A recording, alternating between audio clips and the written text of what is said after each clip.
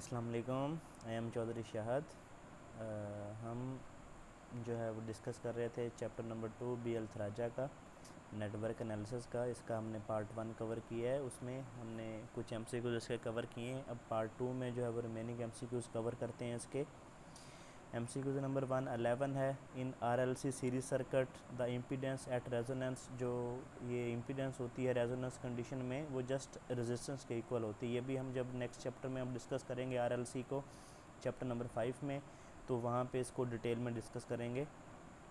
114 है, a series RLC circuit resonate at 1000 kilo hertz at frequency 1005 kilo hertz. The circuit impedance is, ये inductive होती है। 115 है, parallel tuned RLC circuit resonate at 100 kilo hertz at frequency 1005 kilo hertz. The circuit impedance become capacitive. ये inductive का कैसे होता है, capacitive कैसे होता है, ये भी हम जो है वो नेक्स्ट जब लेक्चर के चैप्टर नंबर 5 की थ्योरी देखेंगे तो उसमें सारा डिस्कस करेंगे। वहाँ भी ये MCQs वैसे रिपीट होंगे। MCQs नंबर 122 है, to increase the Q factor of inductor it should be bound with. ये आपने याद रखना है कि Q factor is a reciprocal of power factor. जो क्यू फैक्टर होता है ये रेसिप्रोकल होता है पावर फैक्टर का। और पावर फैक्टर का एक फार्मूला आपने देखा होगा, power factor is equal to ratio of resistance over impedance. अगर पावर फैक्टर को हम रेजिस्टेंस ओवर इम्पीडेंस देखें और क्यू फैक्टर का रेसिप्रोकल पावर फैक्टर है, तो रेजिस्टेंस और क्यू फैक्टर का जो रिलेशन बनेगा वो इन्वर्स रिलेशन बनेगा। ठीक है, मैं दोबारा इसको रिपीट करता हूँ। Q factor is a reciprocal of power factor. Q factor is equal to 1 over power factor. और पावर फैक्टर किसके इक्वल होता है, ratio of resistance over impedance. तो जब Q factor is equal to 1 over power factor लिखेंगे तो resistance over impedance आएगा, तो क्यू फैक्टर और रेजिस्टेंस का जो रिलेशन बनेगा वो इन्वर्स रिलेशन बनेगा। जब हम वायर थिकर वायर यूज़ करेंगे तो उसकी रेजिस्टेंस कम होगी, जब रेजिस्टेंस कम होगी तो पावर फैक्टर क्यू फैक्टर जो है वो ज़्यादा होगा। तो क्यू फैक्टर का और रेजिस्टेंस का रिलेशन इन्वर्स है, ये आपने याद रखना है। तो जब to increase the Q factor, तो उसकी जो रेजिस्टेंस है वो हमें कम करनी पड़ेगी बाय यूजिंग थिकर वायर, तो जो क्यू फैक्टर है वो हमारा इंक्रीज़ हो जाएगा। 123 है, as the pole of network shift away from the axis the response becomes less oscillating. ये बहुत दफ़ा टेस्ट में आ चुका है MCQs। 125 है, the response of network is decided by location of both poles, zeros and poles की location से हम जो है उसका रिस्पॉन्स देखते हैं। ये भी बहुत दफ़ा टेस्ट में आ चुका है। 126 है, ये भी बहुत इंपॉर्टेंट है। ये polynomial QS is Hurwitz if QS is a real and have real roots which are zero or negative. 127 है, a minimum reactance function is one which has no pole on imaginary axes. 128 है, the impedance function whose real part vanishes at some real frequency is called minimum reactance function. 130 number MCQs है, in prototype low pass filter the series and shunt element of respective, ये inductive होते हैं और capacitive होते हैं इनके element. 131 है, in prototype high pass filter the series and shunt element are capacitive and inductive, ये रिवर्स हो जाते हैं। आपको पता है कि जो जब हाई फ्रीक्वेंसी पास करवानी हो तो हमें जो है वो सीरीज़ में कैपेसिटर लगा देंगे, और अगर हमने हाई फ्रीक्वेंसी जो है वो पास नहीं करवानी तो हम शंट में कैपेसिटर लगा देंगे, क्योंकि हाई फ्रीक्वेंसी सिर्फ कैपेसिटर में पास होती है, इंडक्टर में पास नहीं होती। क्योंकि जो इंडक्टर होता है उसमें XL डायरेक्टली प्रोपोर्शनल होता है फ्रीक्वेंसी के, और कैपेसिटर में XC जो है वो इन्वर्सली प्रोपोर्शनल फ्रीक्वेंसी के होता है। देन MCQs नंबर 150 है, the transmission line has reflection coefficient of delta equal to 0.2, the VSWR is V 1.5 है। ये इसका सोल्यूशन जो है वो जब हम ट्रांसमिशन लाइन वाला चैप्टर करेंगे तो उसमें इसका देखेंगे, ये दोनों का सोल्यूशन 150 का और 151 का। 151 नंबर MCQs, ये दोनों अक्सर NTS में आ जाते हैं। 151 है कि transmission line the VSWR is defined as, ये V max over V minimum voltage का रेशो होती है। 152 है, when transmission line is terminated at the far end by its characteristics impedance it behave as infinite length line।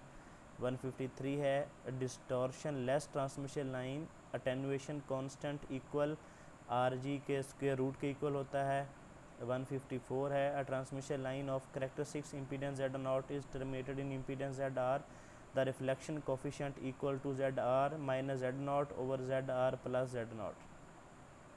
155 है, Brune method of network synthesis is particularly useful in synthesis of RLC network के लिए ये इस्तेमाल होता है। 156 है, second cure form of reactive network synthesis is a successful removal of poles at the origin. Then 160 number MCQs है कि two parallel wires separated by a distance d are carrying a DC current I in a same direction. The magnetic field along the line running parallel to these wire and midway between them, जो midway होता है उसमें जो electric field होगा वो zero होगा। 161 है, ये बहुत इंपॉर्टेंट है, ideal voltage source coil charge up ideal capacitor instantaneously. 162 भी बहुत इंपॉर्टेंट है, अक्सर टेस्ट में आ जाता है कि uniform electric field lines and equi potential जो होते हैं वो ऑर्थोगोनल होते हैं, मतलब परपेंडिकुलर। 163 है, energy stored in a capacitor over a cycle when excited by AC source, वो ज़ीरो होते हैं। उसकी रीज़न है कि जब पूरे साइकिल में हम कैपेसिटर को चार्ज करेंगे तो पॉजिटिव साइकिल में तो वो चार्ज हो जाएगा, लेकिन नेगेटिव में डिस्चार्ज हो जाएगा दोबारा, तो इसलिए उसमें जो एनर्जी स्टोर्ड है वो ज़ीरो रहेगी। देन 165 है, ये बहुत इंपॉर्टेंट है, ये टेस्ट में आ जाता है। If capacitor is energized by symmetrical square wave current source then the steady state voltage across the capacitor will be, वो ट्रायंगुलर वेव होगी।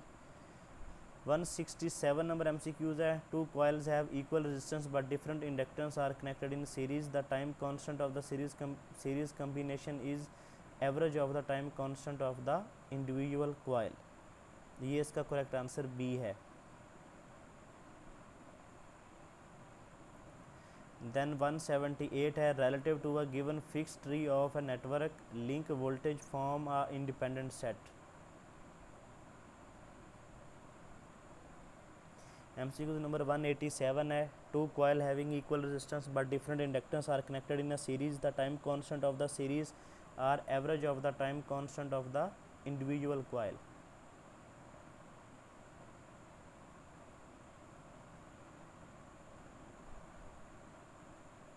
देन MCQ नंबर 252 है, रियल पार्ट ऑफ एडमिटेंस जो होता है वो कंडक्टेंस होता है और इमेजिनरी पार्ट जो होता है वो सेप्टेंस उसको बोलते हैं। ये आपने याद रखना है, रियल पार्ट कौन सा होता है जिसमें रेजिस्टेंस होती है तो उसकी हम कंडक्टेंस को डील करते हैं, और इमेजिनरी पार्ट जो कैपेसिटर और इंडक्टर होता है उसको हम सेप्टेंस बोलते हैं।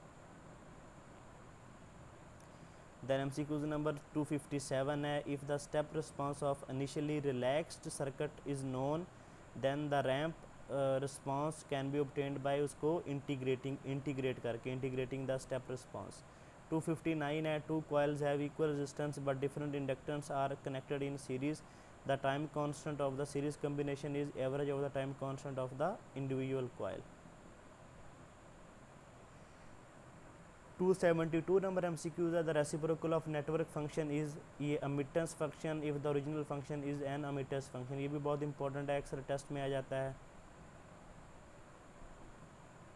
275 है, when number of two port network are connected in cascaded the individual the chain matrices are multiplied. MCQ number 283 है, in case of RC driving point function ZRC can not have pole at infinity. 314 number question है कि electric circuit with 10 branches and 7 node will have, तो उसकी loop equation कितनी होगी, ये हमने formula देखा था, branches minus node plus 1, 10 minus 7 3 plus 1 4, तो 4 लूप इक्वेशन होंगी इसकी। 321 नंबर MCQs है कि pole of driving point admittance function implies that zero current for finite value of driving voltage. MCQs number 353 है, the first and last critical frequency of RC driving point impedance function must respectively be a pole and a zero, जो उसमें first होगा वो pole होगा और last critical frequency zero होगा। MCQ number 370 है, the first and last critical frequency singularities of driving point impedance function of passive network having two kind of element are a pole and a zero respectively, the above property will satisfy. कब करेंगे? जब ये आपका RC network होगा। तो ये आपका chapter number 2 था BL थराजा का। इसमें ये हमने काफ़ी सारे MCQ जो स्किप किए हैं, ये अक्सर न्यूमेरिकल टाइप हैं और न्यूमेरिकल टाइप जो है वो टेस्टों में नहीं आते क्योंकि वो कम्प्लेक्स न्यूमेरिकल हैं। तो आपको ये इसीलिए जस्ट थ्योरी आपको कवर करवाई गई है। थ्योरी बेस्ड, थ्योरेटिकल बेस्ड जितने भी MCQs थे वो हमने सारे कवर किए हैं। तो उम्मीद है आपको काफ़ी सारी चीज़ें समझने को मिली होंगी। तो इसलिए आप जो है वो इसको अच्छे तरीके से तैयार करें। ये काफ़ी इम्पोर्टेंट चैप्टर है NTS के हिसाब से। तो इसमें से अक्सर जो है वो MCQs आ जाते हैं। तो जितने भी MCQs कवर किए हैं इनको आपने स्किप नहीं करना, इनको अच्छे तरीके से प्रिपेयर करना है। ठीक है, चैनल को लाइक करें, सब्सक्राइब करें, वीडियो को लाइक करें, शेयर कीजिएगा ताकि सबका फ़ायदा हो। और आज के लिए इतना ही। अल्लाह हाफिज़। अगर कोई आपको कन्फ्यूजन है तो वो कमेंट कर सकते हैं, कोई भी MCQ उसकी हम एक सेपरेट वीडियो बना देंगे। तो ओके जी, अल्लाह हाफिज़।